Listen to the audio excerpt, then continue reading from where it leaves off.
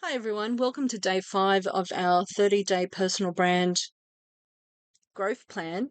Now, if you've been checking in with us, we have over the last few days walked through a number of action steps. And so today I really wanted to share action step number 5, which obviously is design your unique personal brand. And that seems really obvious. I'm imagining everyone thinks, well, we're talking about branding, so surely we would be talking about designing our personal brand to be unique. And, what's really quite interesting about this is that's not always the case. I wanted to just quickly cover off what we do in the 30-day growth plan is look at 3 training plans or programs that I've developed. Each of them have 10 action steps. So the first 10 days of the personal brand growth plan is really the first 10 action steps within the Brand Yourself action plan. So it sounds like a lot of actions being taken, and really that is part of the game. Building brand momentum, building a personal brand, leveraging your professional profile, positioning your personal brand really does require you to take consistent action. And we talk about brand awareness is this, constant flow of positive information around your personal brand. So that's important that you know that the idea was that uh, one of the things I guess I do is I do a lot of planning, a lot of preparation, and I like to develop strategic plans as well as action plans, and then develop the action steps. And then within the action steps, the tactics that you would be applying to that action step. And so, what it does, it really kind of de-engineers the process, so you can really take very bite-sized steps or tactics to increase your personal brand and its your brand awareness in your marketplace. So the idea is that we want to be strategic and systematic to build your most compelling and powerful brand. And an action plan allows you to discover, define, and create a captivating and compelling personal brand. So you might be wondering who I am. My name is Rachel Quilty. I'm the author of the book Brand Yourself. I've now been personal brand consultant strategist for just over 20 years. So I started my business in Australia in 2002, first public personal branding workshop, 4th of July 2003. And so 2010, 11, and 12, I launched in the US with the book, was invited to some of the joint venture boot camps, speaking engagements in the US. And so I've had an opportunity to really be on stage with some of the biggest marketers in the world. And that has been very exciting. And, to be able to you know, go toe to toe with them in creating sales from stage was really good as well. So I really stood my ground insofar as my conversions were just as good, if not better, than a lot of the speakers. That afforded me an opportunity to speak on Voice America and various other, programs and elite programs where I was invited to speak about how you would position your personal brand to premium price yourself. And we're kind of going to touch on that a little today.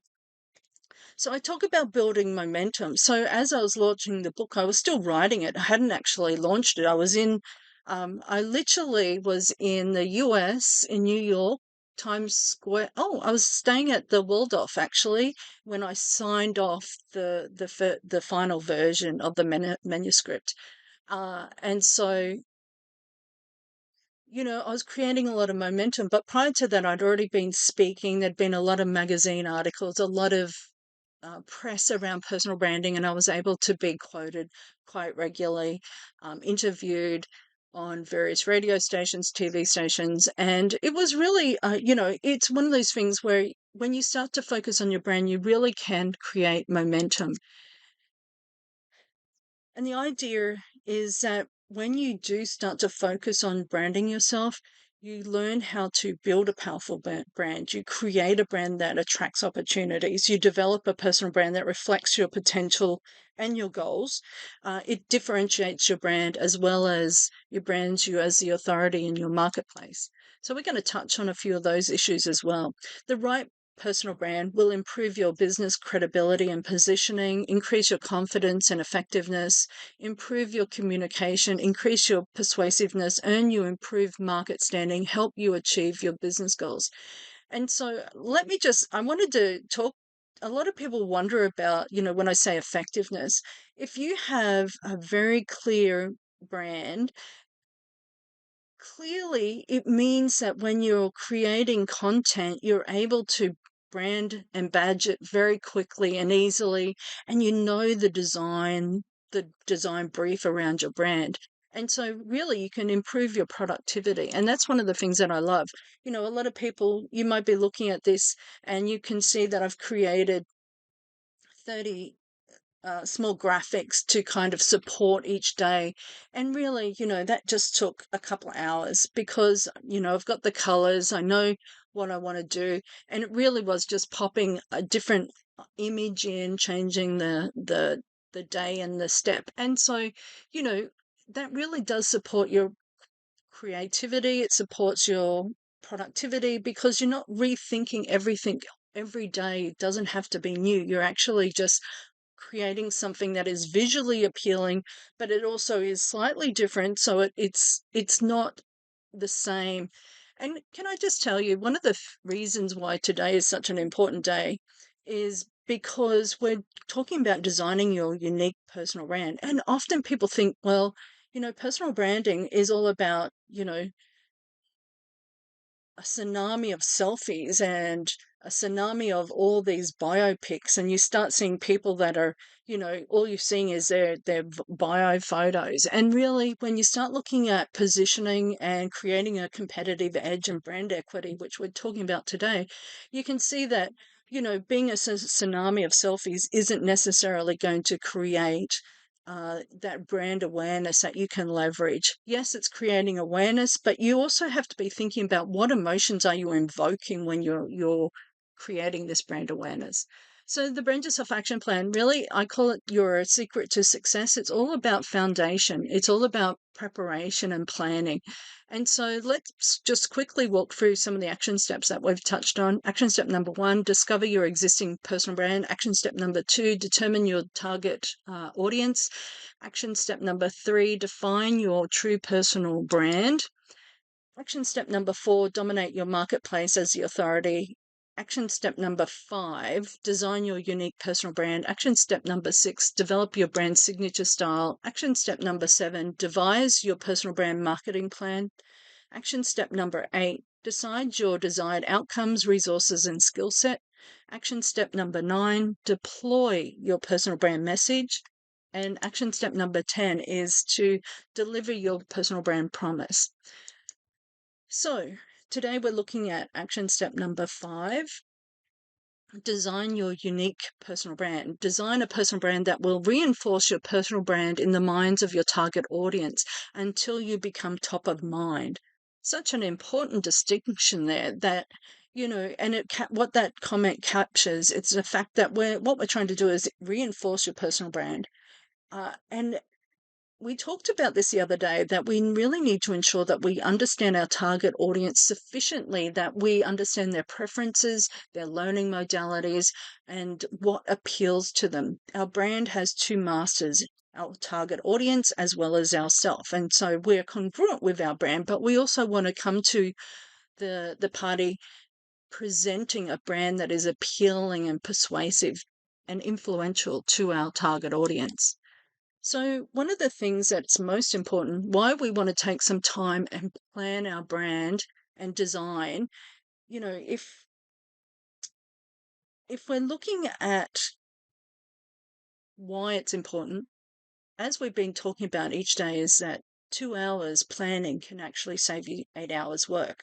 And so when you actually create a design brief around your brand, it means that you're not just relying on a graphic designer or a website designer to come and kind of look at what's trending. You actually create this very unique, very distinctive brand. And that's so important. And one of the reasons why that is important is we can start to build brand equity from day one.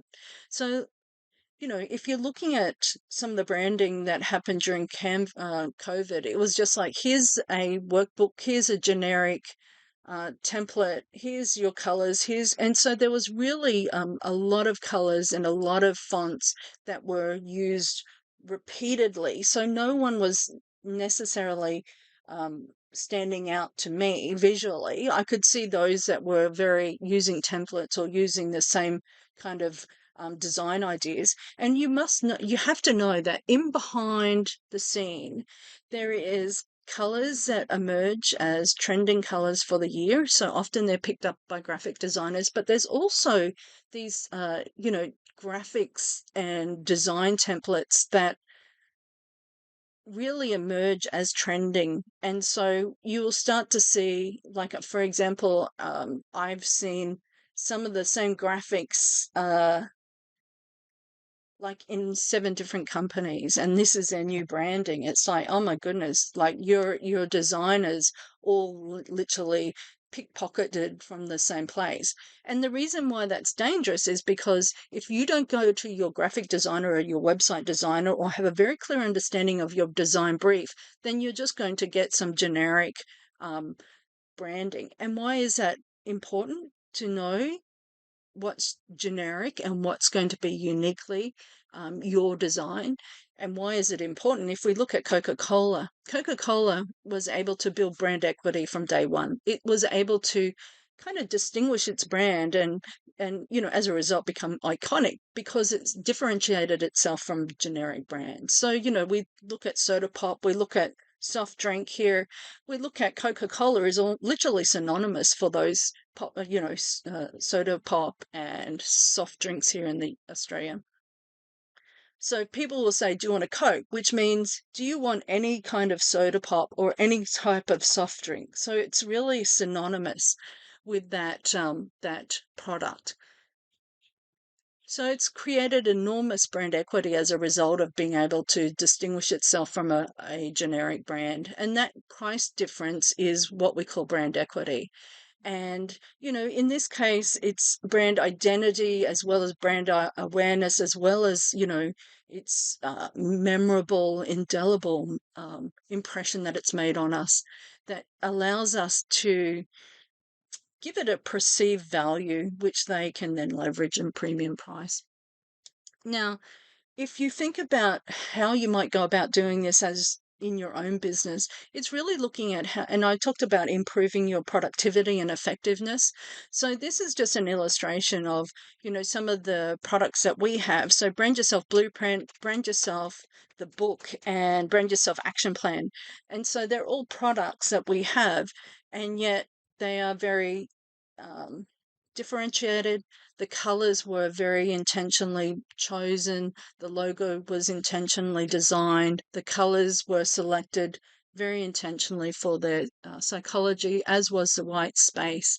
The color was to match my target audience and what would be a solution for them and what would be perceived as professional as well. And so you can see that when you start to focus in on your colors and your logos and your branding. And so my imagery is, often a concept. It's an image, a concept image, and that's always on my products, that kind of image as well. So you'll see it'll